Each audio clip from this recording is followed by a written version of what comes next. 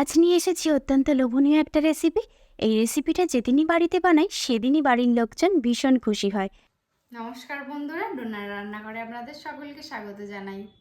প্রথমে এর জন্য 1 কেজি মাংসের মধ্যে 1 চামচ লঙ্কার গুঁড়ো, 1 চামচ হলুদ গুঁড়ো, স্বাদ মতো লবণ, 1 চামচ আদা রসুন কাঁচা লঙ্কা বাটা, 2 চামচ সর্ষের তেল মাখিয়ে আধ ঘন্টা রেখে দিলাম। কড়ায় তেল দিয়ে ম্যারিনেট করা মাংসগুলোকে হালকা করে ভেজে রাখলাম।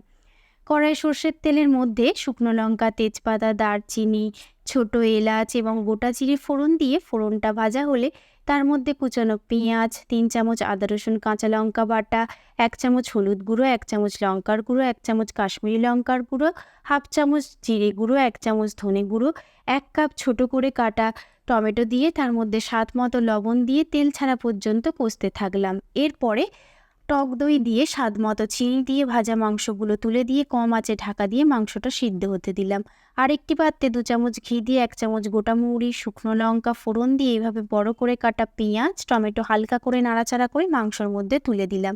তারপরে ড্রাই রোস্ট করা কস্তুরি মেথি, 1 কাপ গরম জল দিয়ে ঢাকা দিয়ে মিনিট খানেক সেদ্ধ করে গরম মশলা এবং ধনেপাতা ছড়িয়ে নামিয়ে নিলাম। তৈরি হয়ে গেল অপূর্ব স্বাদের চিকেন দো পেঁয়াজা।